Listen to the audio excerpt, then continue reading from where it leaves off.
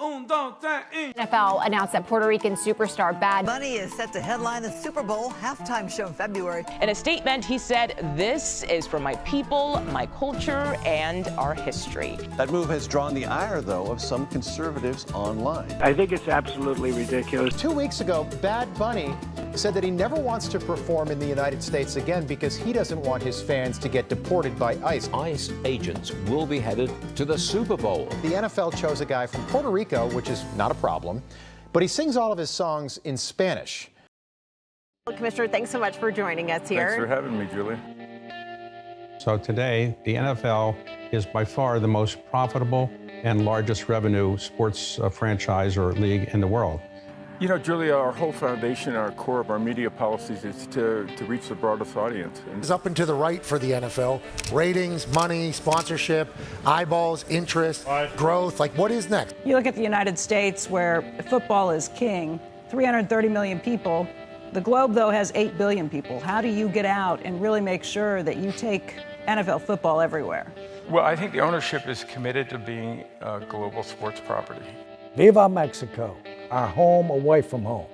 We have set our sights on 16 regular season games. I also think it's much beyond the games, right? The games spark the interest to some extent. It's important for people to have a sense of we're there not just as a show once a year, but part of that community, and share our game with them on a year-round basis like we do in the States. I think it's really important to achieve that, and that's our goal.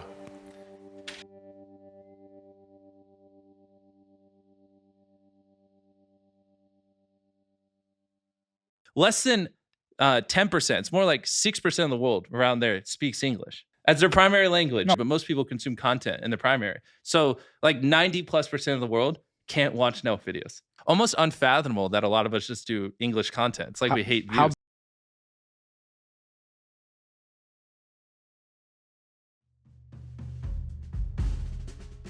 Latino culture is also a powerful trigger for the NFL. So how is the NFL working to embrace these global expansion efforts, like building a bridge? Yeah, I mean, the inclusion of culture for us is very important as a league in general, regardless where we're going. But I think the Latino culture especially is even more important given the influence it has domestically in the United States. But I think if you look at Brazil as an example, just because it was our newest game last year, I think we quite successfully listened to the market and to the city. In Brazil, there's a song called Evidências, and the audience started to sing it in the middle of the NFL game.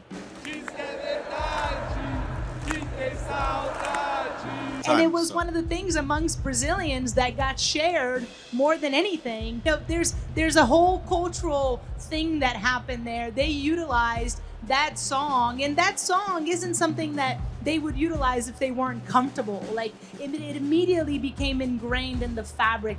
Us integrating ourselves into the fabric of the country and the city is very important. That we can't do alone. That's learning that comes after years and years and years of being in a market. We want to grow kind of the cultural excitement, and that you do with influencers and influential voices. What people will take away is the cultural relevance. People will see it as much more than there was a football game. What we're seeing is that the cultural relevance and what it does to the fabric of everything from media and music and arts and the culture itself is a really, really big part of us. While an NFL game is always going to be an NFL game, especially because it's a regular season game, it will feel very specific to the country and the city that we're hosting it in because of all those elements.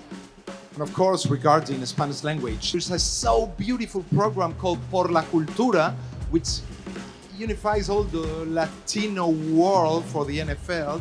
NFL España, recientemente creado en Instagram, en TikTok. Mundo NFL, a global channel, global social channel in Spanish for the NFL. So it helps a lot to connect between all the countries and all the fans. You all know it, the NFL is not coming. The NFL is already here.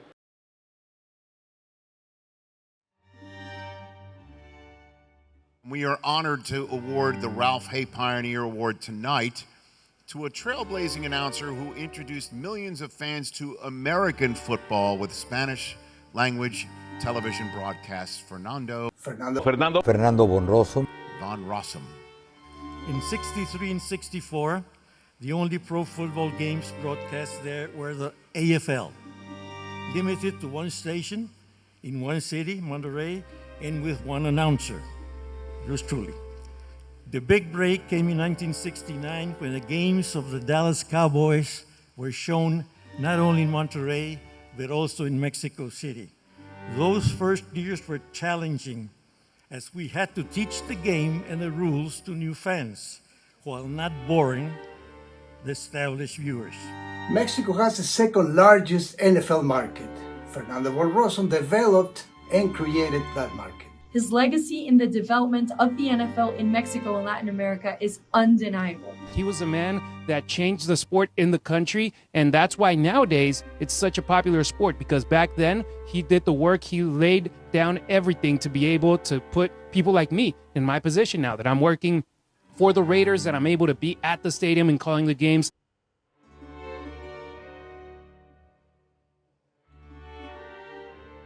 Some football words in Spanish. Tacleada.